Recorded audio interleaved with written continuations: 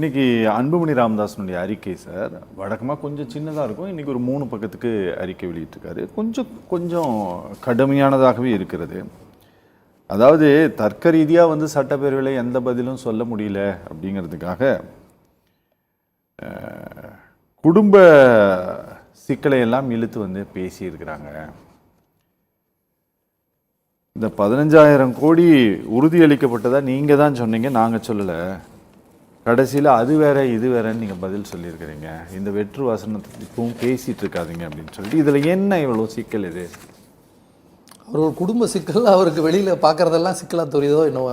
அன்புமணியை பொறுத்த வரைக்கும் அவருடைய குடும்ப சிக்கல், அவர் இப்போ இருக்கக்கூடிய எதிர்கொள்கிற விஷயங்கள், சட்டப்பேரவைக்குள்ளே அவருடைய கட்சி எம்எல்ஏக்கள் என்ன பண்ணுறாங்க, இதெல்லாம் அவருக்கு ஏதோ ஒரு மன அழுத்தத்தை கொடுத்ததுனால அவர் ஒரு தவறான தகவலை சொல்கிறார். கடந்த காலங்கள்லையும் சரி, அடுத்தவர்கள் செய்த விஷயங்களுக்கு பேர் வாங்கிக்கிறதுல அன்புமணிக்கு ஒன்றும் குறைவில்லாதவர் தான். அதனால் அவரை பற்றி நான் பெரிதாக கருத்து சொல்ல விரும்பலை.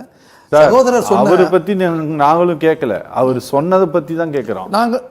நான் திருப்பி ஒரு விஷயத்தை நீங்கள் திருப்பி எல்லாரும் புரிஞ்சுக்கணும். இவர்களெல்லாம் திருப்பி சொல்லக்கூடிய குறைகள் உலக முதலீட்டாளர் மாநாடு நீங்கள் நடத்தினதில் இத்தனை லட்சம் கோடி சொல்கிறீங்க, அது வந்துதா? நாட்டோட பொருளாதாரம் தமிழ்நாடு உண்மையிலே அடுத்த இடத்தை அடைந்திருக்கிறதா?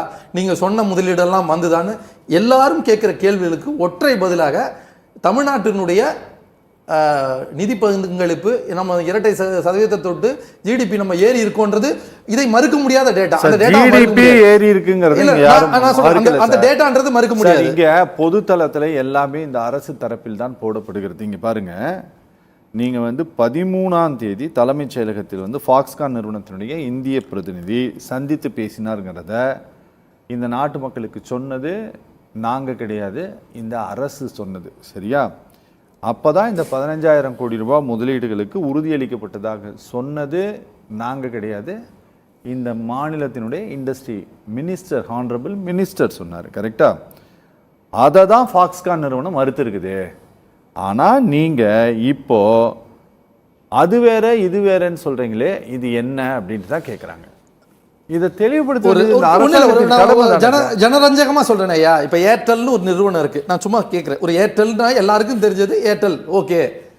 இந்த ஏர்டெல்ன்ற நிறுவனத்துக்குள்ள பாரதி இன்ஃப்ராடெல் இருக்குது, பாரதி மொபிலிட்டி இருக்குது, பாரதி டச்டெல் இருக்குது, பல்வேறு நிறுவனங்கள் இருக்குது. அது வெளியில சொல்றது பாரதி ஏர்டெல். இதுதான் மக்களுக்கு தெரிஞ்ச மாண்புமிகு தொழில்துறை அமைச்சர் டிஆர்பி ராஜா இப்ப மறுத்துட்டாரா? எங்களுக்கு அந்த மனம் வரலன்னு நாங்கள் சொல்லியிருக்கோமா? அது வேறு நிறுவனம்.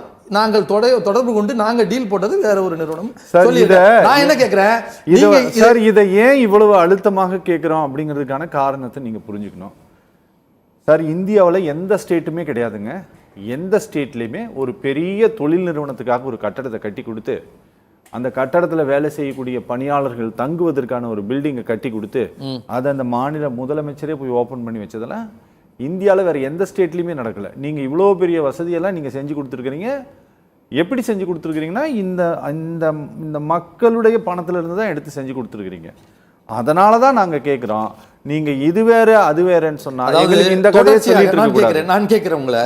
தொடர்ச்சியாக உலக முதலீட்டாளர்கள் மாநாடுகள் நம்ம முன் நடத்திருக்கோம். அந்த காலத்திலையும் அவர்கள் காலத்தில் நடக்கப்பட்டதில் கன்ஜெக்ஷன் மாடிஃபிகேஷன், எங்கள் அம்மாவுக்கு போகிற இன்ஜெக்ஷன்ற மாதிரி ஏதோ ஒரு அவங்களுடைய நிதியமைச்சர் ஒரு பெரிய வாசிச்சுட்டு அது என்ன கடைசியாக என்ன வடிவத்தில் வந்ததுன்றது நமக்கு தெரியும். இன்னைக்கு நான் கேட்குறேன், நாங்கள் தொடர்ச்சியாக எங்களுடைய உலக முதலீட்டாளர்கள் மாநாடுடைய விளைவாகத்தான் இன்னைக்கு இருக்கிற களத்தில் என்ன இருக்கு?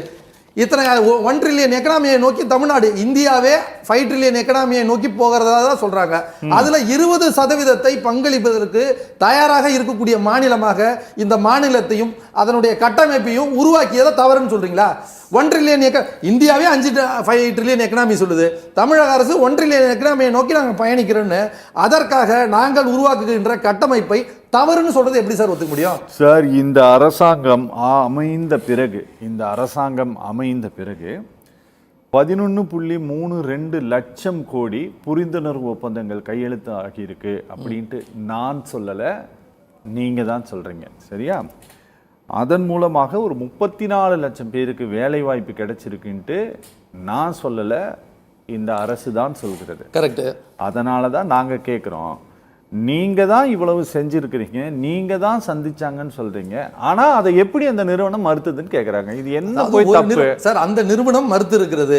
மாண்புமிகு தொழில்துறை அமைச்சர் அது வேற நிறுவனம்ன்ற சொல்லியிருக்காரு. இதற்கான விளக்க வேண்டிய கட்டாயத்தில் இருக்கும். நாங்க அதை பொதுவெளியில நாங்க இல்லவே இல்லை, அந்த ஃபாக்ஸான் சொன்னது உண்மைன்னு நாங்க ஒத்துக்கிட்டோமா? நீங்க கேக்குறது ஒரு அரசாக ஒரு அமைச்சர் வந்து நீங்க சொன்னதான் சார் அவங்க ஒத்துக்கல.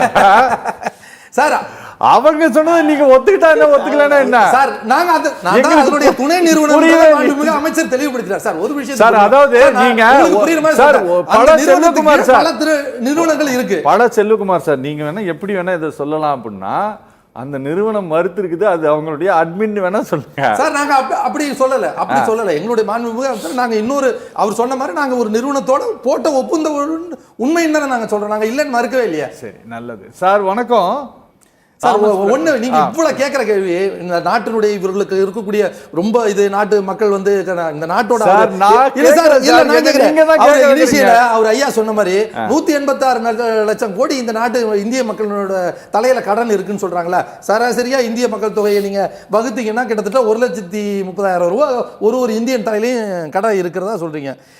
நாட்டிலேயே சிறந்த மாநிலமாக இருந்து கொண்டு நீங்கள் வரியெல்லாம் தராதப்ப கூட இன்னைக்கு 9 லட்சம் கோடி நீங்க சொல்றீங்க. நீங்க சராசரியா தமிழ்நாடு மக்களுடைய வரியை நீங்க அதன் மேல வகுத்தீங்கன்னா அவர்களுக்கும் எங்களுக்கும் பெரிய வித்தியாசமே இல்லை சார். நாங்களும் அதே நிதி சுமையில இவ்வளவு பிரச்சனைகளுக்கு அப்புறமும் தமிழ்நாடு தலை நிமிர்த்தி நடக்கிற ஒரு ஆட்சி நடந்திருக்கிறது நல்ல விஷயம் தானே. ஒரே ஒரு சின்ன உதாரணம் தான். இப்போ தமிழ்நாட்டில் இருக்கக்கூடிய குடும்ப அட்டைகளை வைத்து இந்த 9.5 லட்சம் கோடியை வகுத்தீங்கன்னா நீங்க சொன்ன கணக்கோட ஒவ்வொரு குடும்ப அட்டையின் மீது 3.5 லட்சம் மேல கடன் இருக்கு சார். நாட்டோட தமிழ் மாநிலத்துல கோடி சார். நான் திருப்பி கேட்கிறேன், 184 லட்சம் கோடி சொல்லியிருக்காங்க. நம்ம போகணுங்களா சார்? சார் சராசரியா இந்தியன் எது கேட்டாலும் சார் எந்த திட்டத்துக்கும் நிதி இல்ல சார். இந்தியனுக்கு வந்தா பொங்கலுக்கு 2,500 ரூபாய் கேட்டா நிதி இல்ல. நீங்க வேற திட்டங்கள்ல நிதி இல்ல, இது கூட்டா நிதி இல்ல. ஆனா நாங்க இரட்டை இலக்க வளர்ச்சி, நாங்க ட்ரில்லியன் போறோம். சரி, ட்ரில்லியன் போறீங்க, ட்ரில்லியன் எல்லாம் போறீங்க. ப்ராப்பர்ட்டி டேக்ஸ்ல இருந்து EBல இருந்து பால் எல்லாத்தையும் வைத்திட்டீங்க. ஈவன் ஒரு பேர் வைக்கிற நேம் சேஞ்ச் சார். 10th படிக்கிறவங்களுக்கு எல்லாம் அந்த வழி தெரியும். அதை கூட டபுளா மாத்திட்டீங்க. கேட்டா 2 லட்சம் ட்ரில்லியன் 1 லட்சம் ட்ரில்லியன்னா அது கூட பலன் எங்களுக்கு வரவே இல்லையா?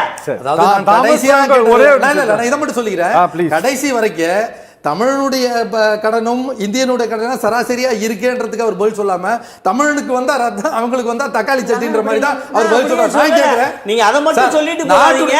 நீங்க நாட்டுடைய கட்டமைப்புல தமிழ்நாடு முதலிடத்துல இருக்கின்றது உண்மையா இல்லையா? தனிநபர் வருமானத்துல அதிகப்படியான இருக்குன்றது உண்மையா இல்லையா? இதெல்லாம் சொல்லுங்க சார்.